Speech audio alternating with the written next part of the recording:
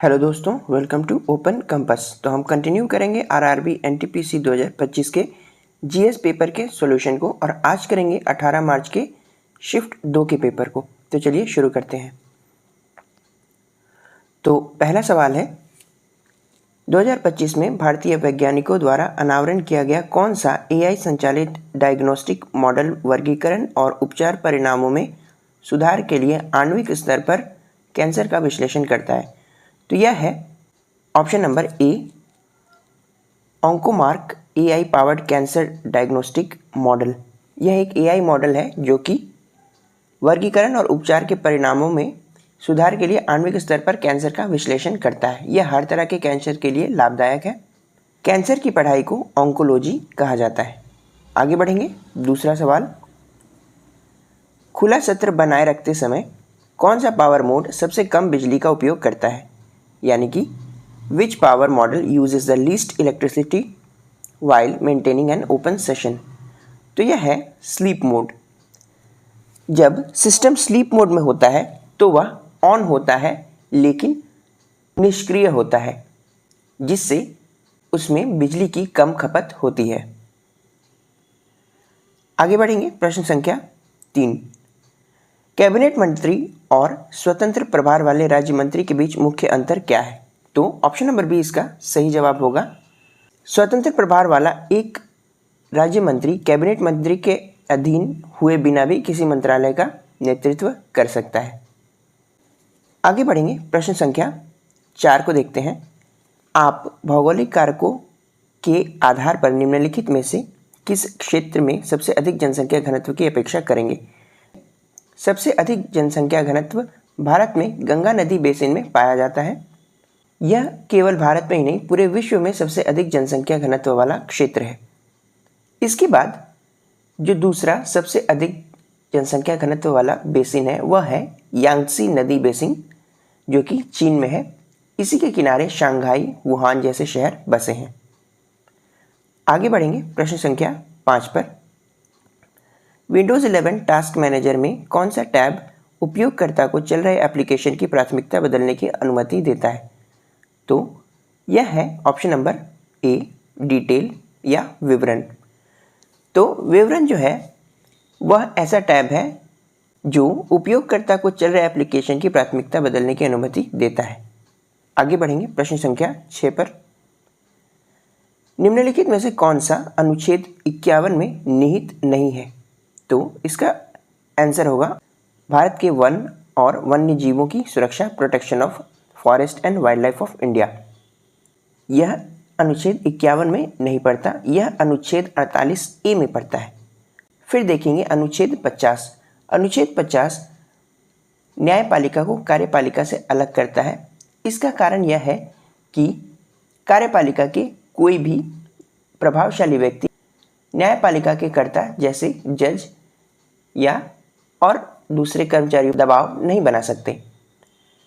फिर अनुच्छेद 48 कहता है कृषि और पशुपालन में जुड़े हुए लोगों का संगठन बनाना। अनुच्छेद 49 कहता है राष्ट्रीय महत्व के स्मारकों की सुरक्षा करना। आगे बढ़ेंगे। प्रश्न संख्या 7 पर, निम्नलिखित में से किस घटना ने महात्मा गांधी को असहयोग आंदोलन वापस लेने के लिए प्रेरित किया?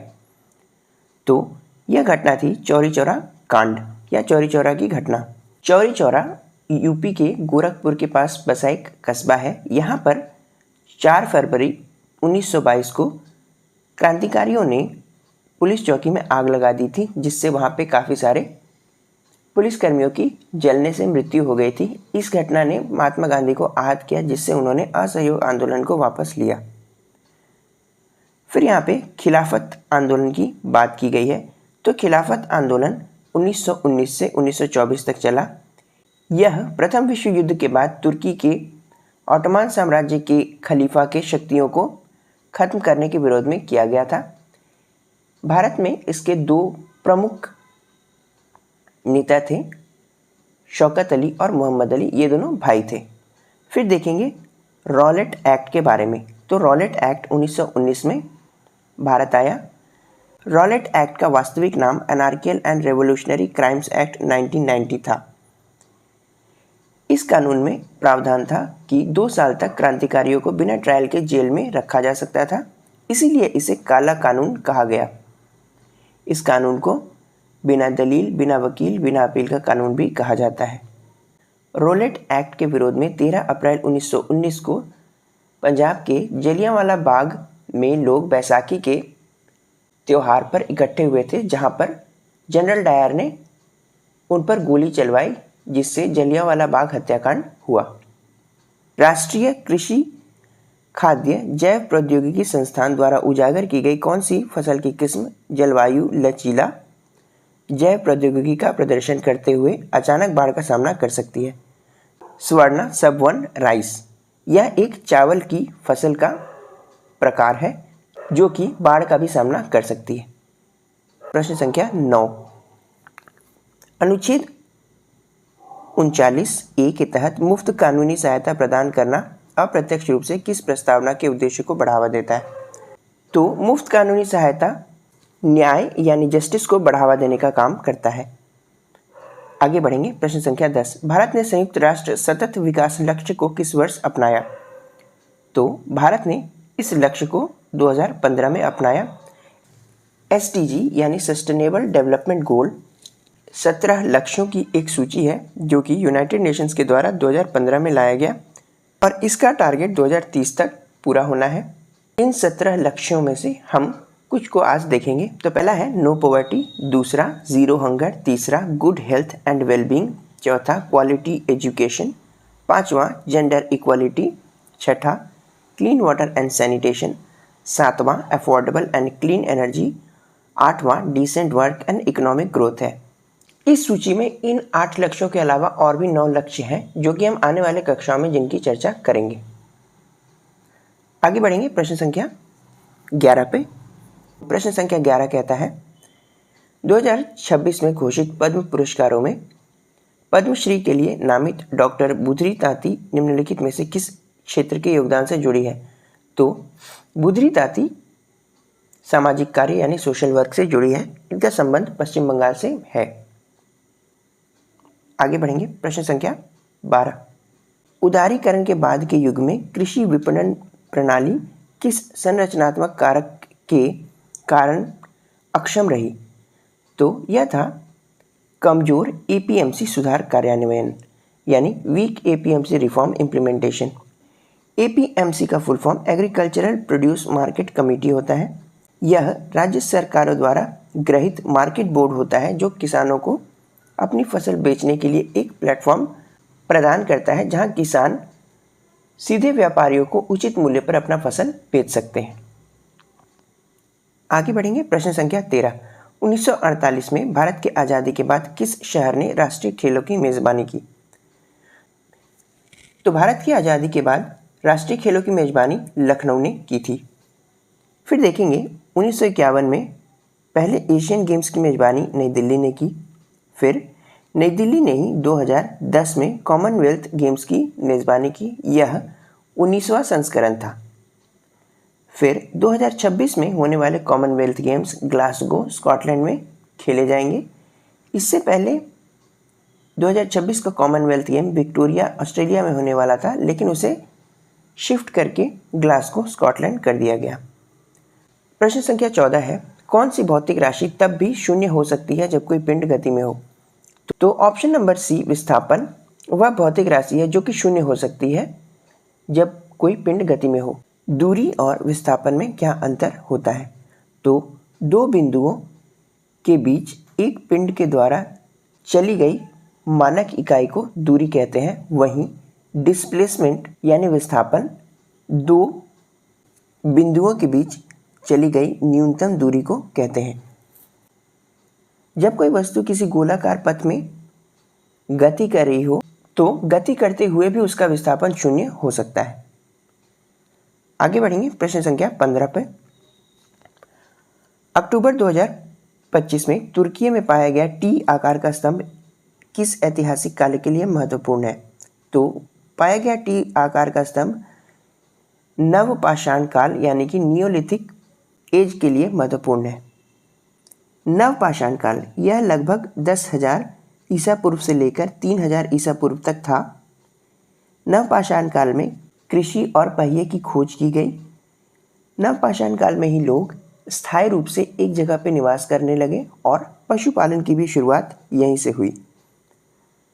फिर देखते हैं मध्यपाषाण काल यानी कि मेसोलिथिक पीरियड।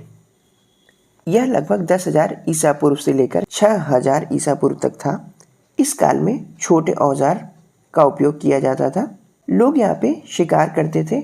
वह एक जगह निवास नहीं करते थे बल्कि घूम घूम कर अपना जीवन यापन करते थे। रॉक पेंटिंग यानी कि पत्थरों पर पेंटिंग बनाने, पत्थरों पर चित्रकारी करने की कला इसी समय विकसित हुई। फिर देखेंगे कांस्य युग के बारे में। तो कांस्य युग 3,000 ईसा पूर्व से लेकर 1200 ईसा पूर्व तक था। इसी समय शहरी सभ्यता की शुरुआत हुई। लेखन की शुरुआत और व्यापार करना भी कांस्य युग से ही शुरू हुआ।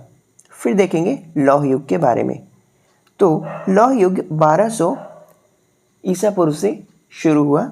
इस समय लोहे के औजार बनाए गए और इसी समय कृषि के क्षेत्र में काफ़ी बड़ी क्रांति आई, क्योंकि अब तक कृषि के लिए छोटे औजारों का उपयोग होता था, लेकिन लौह काल में कृषि के लिए लोहे के हल का उपयोग किया जाने लगा। आगे बढ़ेंगे प्रश्न संख्या 16। भारतीय संविधान के अनुच्छेद 243 वाई के अनुसार वित्त आयोग नगर पालिकाओं के संबंध में अपनी सिफारिशें किसे प्रस्तुत करता है? तो वित्त आयोग नगर पालिकाओं के संबंध में अपनी सिफारिश उस राज्य के राज्यपाल को प्रस्तुत करता है। देखेंगे प्रश्न संख्या 17।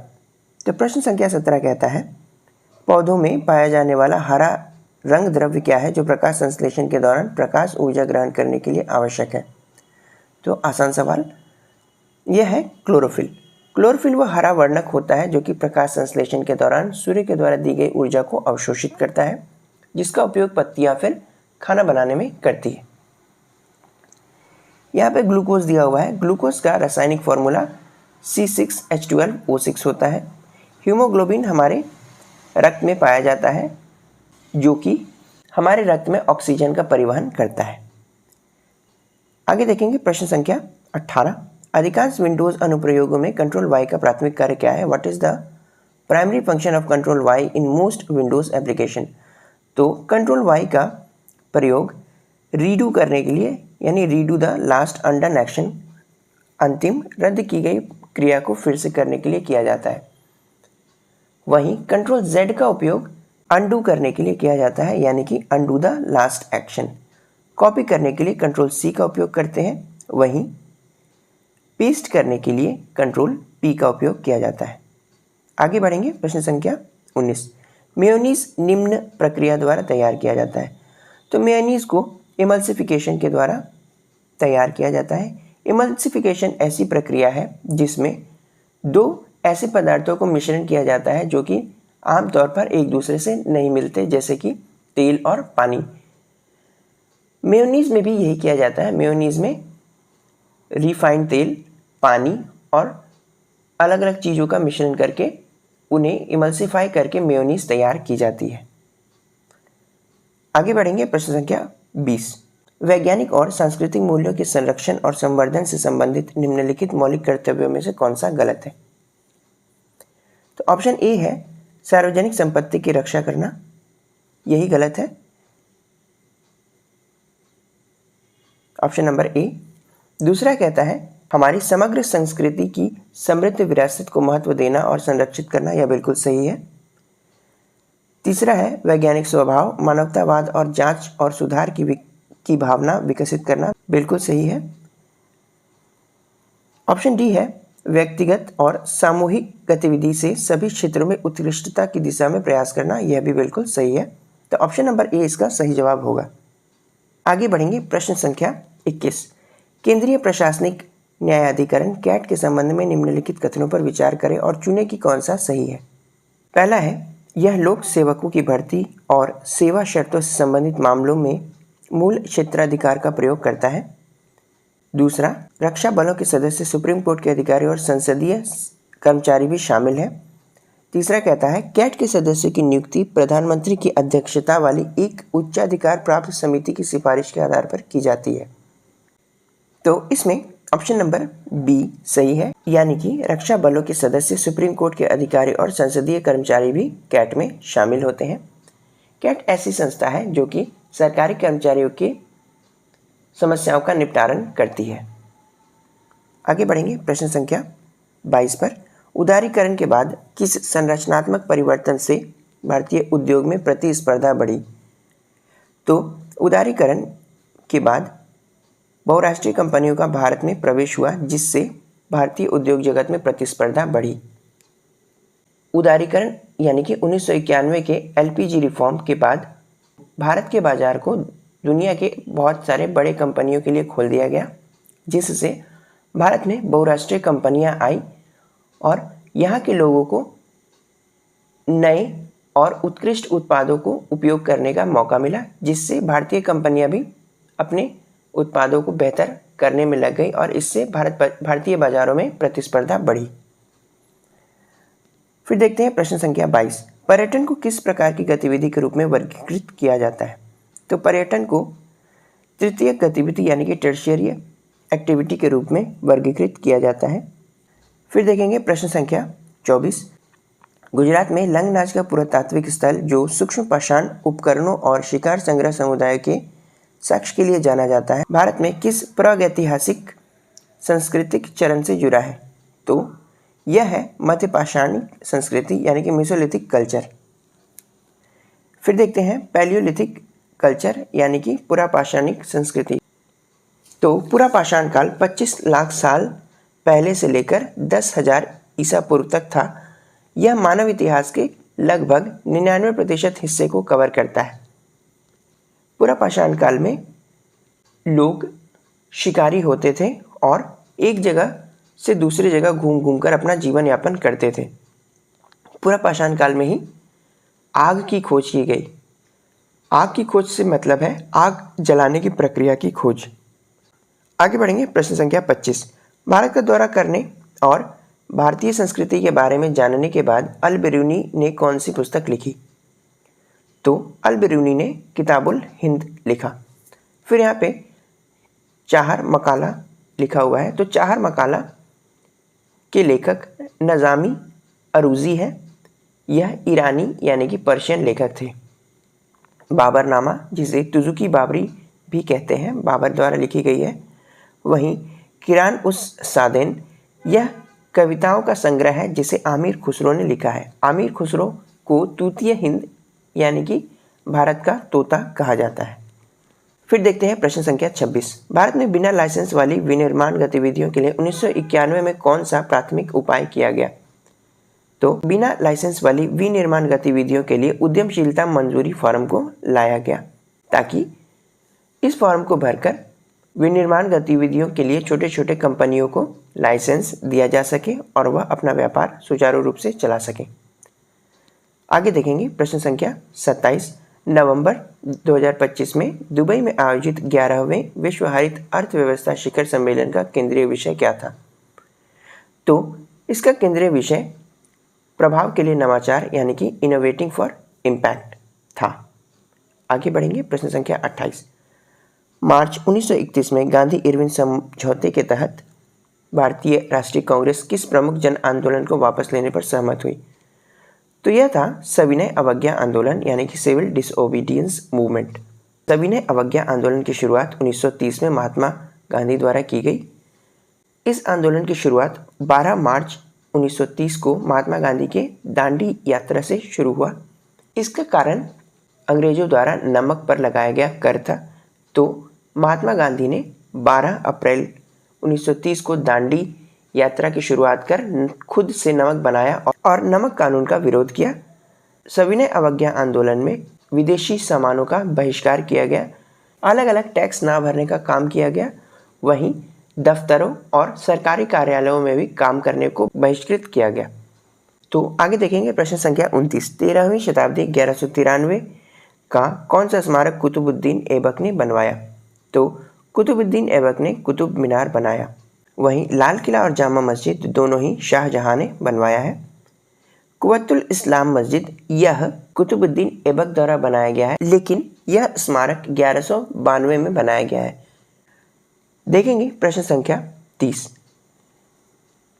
कौन सा बेसिन ज्ञात वैश्विक जैव विविधता के 10% से अधिक का घर है, जिसमें दुनिया में कहीं और नहीं पाई जाने वाली कई प्रजातियां भी शामिल है?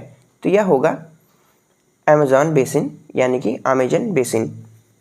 चूँकि अमेज़न के जंगल भूमध्य रेखीय क्षेत्र में पड़ते हैं, इसलिए वहाँ पे काफ़ी अधिक बारिश होती है और वहाँ पे भूमध्य रेखीय सदाबहार वन पाए जाते हैं, जिससे वहाँ पे काफ़ी सारी पौधों एवं जीव जंतुओं की प्रजातियाँ पाई जाती हैं।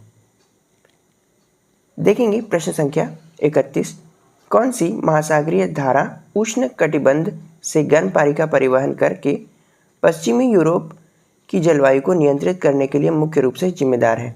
तो यह होगी उत्तरी अटलांटिक बहाव, यानी कि north Atlantic drift. North Atlantic drift एक गर्म जलधारा है जो कि यूरोप की जलवायु को नियंत्रित करती है और उसे प्रभावित करती है।